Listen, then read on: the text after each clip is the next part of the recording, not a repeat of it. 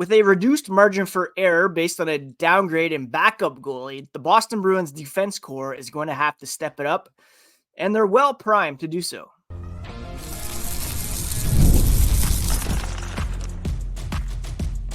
You're Locked On Bruins, your daily podcast on the Boston Bruins, part of the Locked On Podcast Network, your team every day. What is up, Bruins fans, and welcome back to the Locked On Boston Bruins podcast. I'm your host, Ian McLaren, and this is a daily show where we discuss all things Spoke to Be.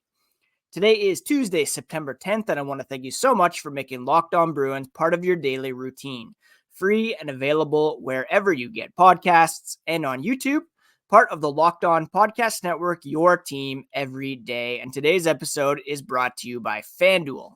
Now through September 22nd, all FanDuel customers can bet $5 and get a 3-week free trial of NFL Sunday Ticket from YouTube and YouTube TV. Visit FanDuel.com to get started. And before we get started, a quick reminder, you can find the podcast on social media, X, Instagram, at Locked NHL Bruins. And you can find me, my hockey thoughts, dad jokes, at Ian C. McLaren. Now, last season, the Boston Bruins, on the surface, remained a pretty good defensive team.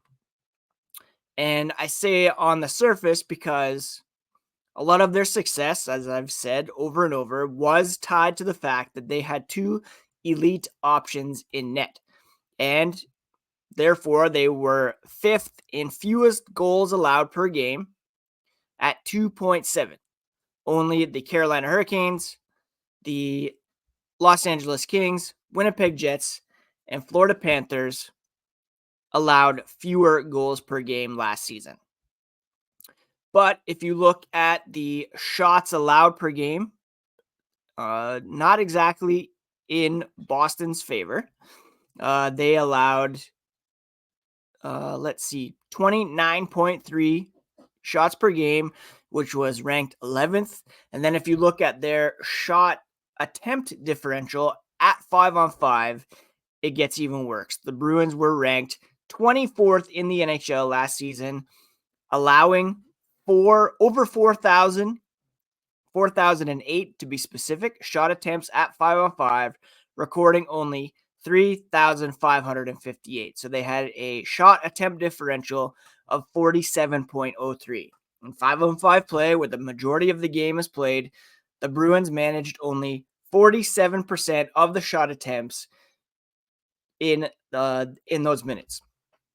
So that's not great. When it comes to shot differential at 5-on-5, the Boston Bruins ranked 23rd. When it comes to high danger shot attempts at 5-on-5, the Boston Bruins did a bit better in this regard, ranking 19th with a mark of, 50.27. So they did have some higher danger opportunities than the opposition, but when it comes to shot attempts, they were below 50% in terms of all of those numbers generated at 5-on-5. Now, what kept them afloat, again, is a third-ranked save percentage at 5-on-5, 92.98, just slightly behind the Florida Panthers at 93, and the Winnipeg Jets at 93.67. In all situations, it didn't get much better for the Bruins. Shot attempt differential, they ranked 24th, 47.49. Shot differential, they came in at 22nd. So you can see overall that the Bruins gave up more shot attempts than the opposition on a regular basis.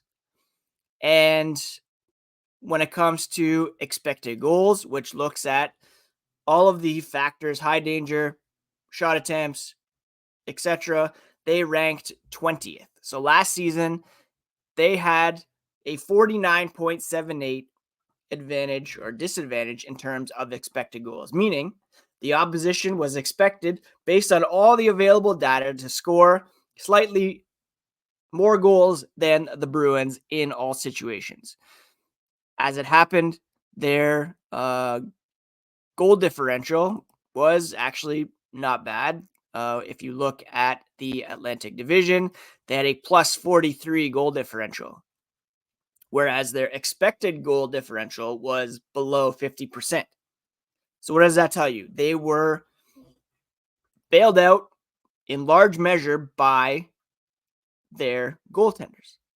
The fact that you could have Jeremy Swayman and Linus Ullmark on any given night gave you an advantage over the opposition because there was no real drop-off between your 1A and your 1B goalie. A lot of teams, if they are posting unimpressive underlying numbers, that shows in the games where their backup goalies are in net. Or if your number one goalie is carrying a heavy load and isn't on his game that night. That's where those underlying numbers turn into reality.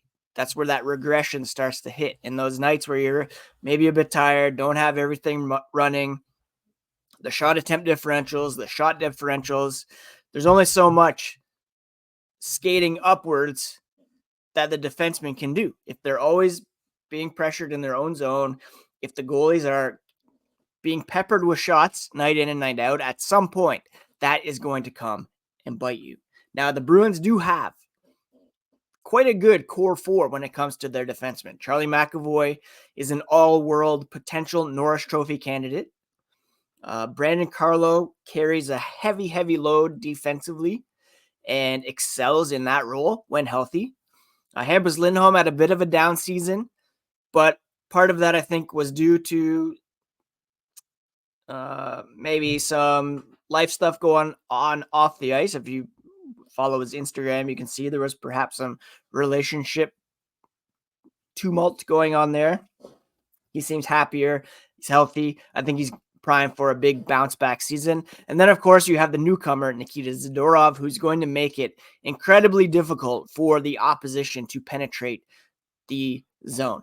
If you are skating in on McAvoy and Zadorov as a pairing, that is going to be a very tough wall to break through and should help the Bruins disrupt zone entries at their own blue line, pushing the puck the other way.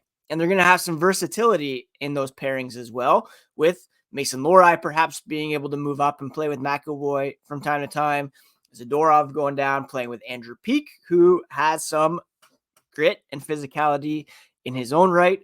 The Bruins do have some options when it comes to the other two roster spots, but with that core four of McAvoy, Lindholm, Zadorov, Carlo, that's a pretty good top four and the envy of many teams around the NHL, especially since all of these guys are pretty much still in their primes. So that's a great core four to build around for the Bruins to offer that protection to Jeremy Swayman, ideally on most nights.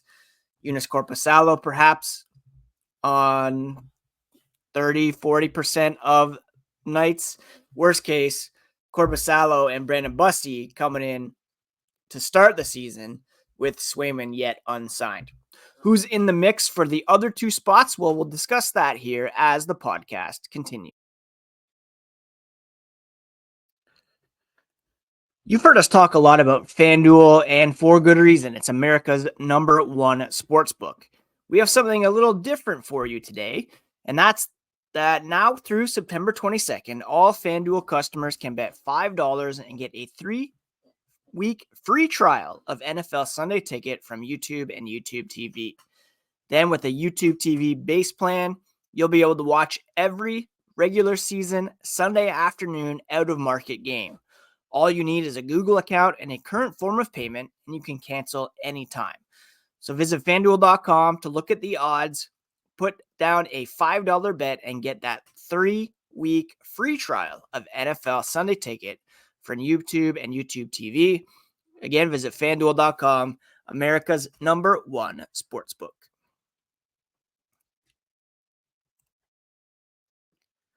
Thanks so much once again for making Locked On Bruins part of your daily routine, free and available on your favorite podcast app and on YouTube. For your next listen, check out the Locked On NHL podcast, local insights from a national perspective on all the biggest news around the NHL. It is also available wherever you get podcasts and on YouTube, and it's part of the Locked On Podcast Network, your team every day. When we're talking about rounding out the Bruins' top six, again, the core four of Zadorov, McAvoy, Lindholm, Carlo, not in that order, you have the obvious next man up in Mason Lohrei. He's a clear-cut front runner to crack the top six on the left side after really impressing upon being recalled to Boston for good in late February. He had 4 goals, 13 points. He's a 6'5", 211-pound defenseman who can play the puck well and can create offense seemingly out of nothing. He's expected to fill the void left by Matt Grzelcyk, who signed with the Pittsburgh Penguins, and could get some secondary power play time as well. I've got Lohrei in one of my fantasy leagues in a salary cap format and hoping for great production from him on that entry-level contract. Now, the sixth and final spot, kind of up for grabs. The front runner, you would think, would be Andrew Peeke, who appeared in 15 games of the Bruins after being acquired from the Columbus Blue Jackets prior to the trade deadline. He has 233 games under his belt. He signed for a few more seasons. The Bruins clearly saw something in him by trading for him, knowing that there was term still left on his contract. And I really think that will be your top six on opening night. Zadorov, McAvoy, Lindholm, Carlo, Lohrei, and Peeke, with Lohrei and Zadorov being able to interchange. Lindholm, Carlo, a pretty stable option there in the second pair. There are some other candidates, though.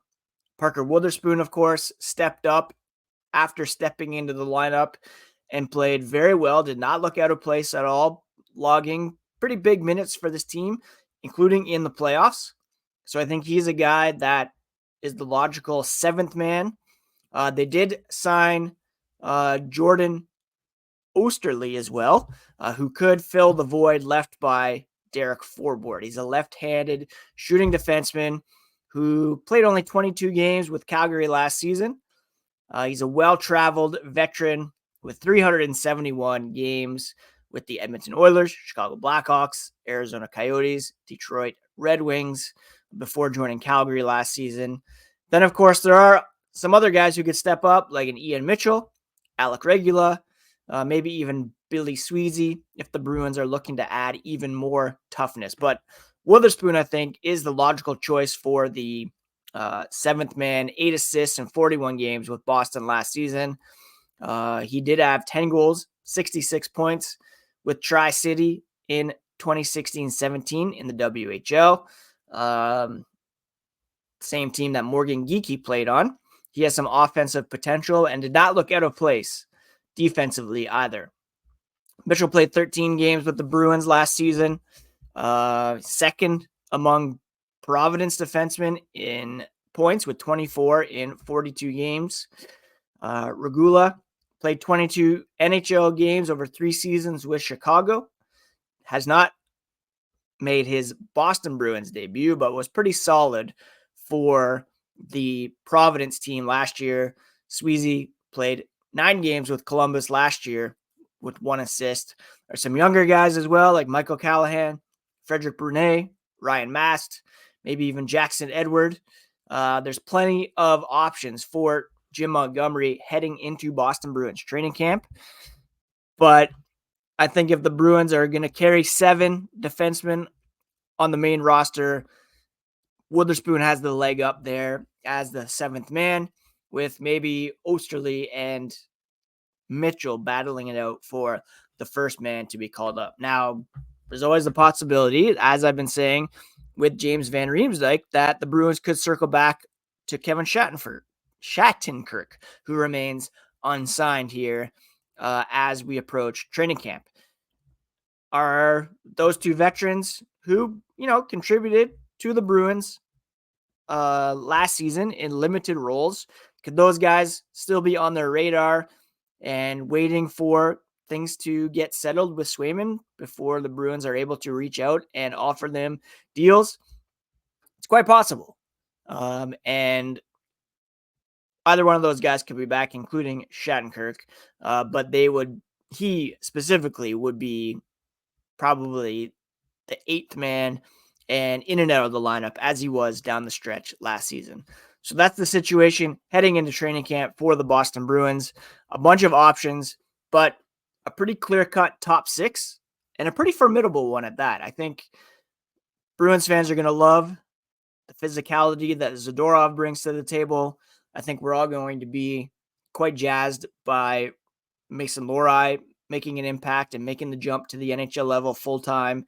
He looked really dynamic at times last season, even in the playoffs in big situations. And he's a guy that, you often see the Bruins prospect pool rated quite low, but Lohrei on the back end, Patra up front, they really give up Bruins fans a reason to hope that some young guys can make pretty significant contributions to the team as early as this season.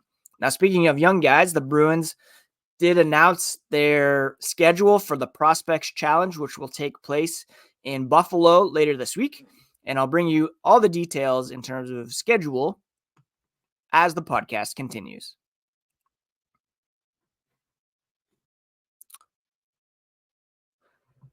So the roster for the Bruins Prospect Challenge will be released later this week, but we do have more details about where and when this will take place.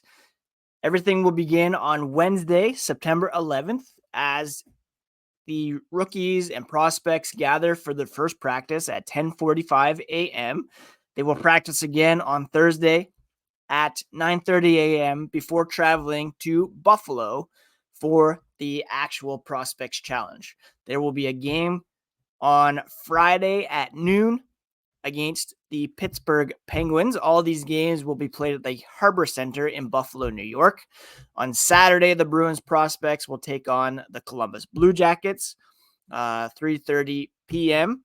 Of course, this will be the first kind of hockey event that the Blue Jackets take place in following the passing of Johnny Gaudreau, so I'm sure there will be some emotions there. The Bruins will practice on Sunday at 11 a.m., and then their final game will be against the New Jersey Devils prospects on Monday at 10 a.m. Then they will travel back to Boston in preparation for training camp, which begins next Wednesday, the 18th of September. So we will have some hockey action to follow here over the next few days as we get ready for training camp to begin next week. Again, can't not mention Jeremy Swayman. The latest on him is that there's really nothing still to report. I mentioned yesterday that Darren Dreger on TSN 1050 radio in Toronto provided somewhat of a positive update. He said, I think they're going to get something done. I'm not saying it's imminent, but I do think negotiations are probably closer than what we're reading about. And if you remember last week, there seemed to be quite a disconnect where there was reports that Swayman's asking for $10 million, that the Bruins offered $6.2 million.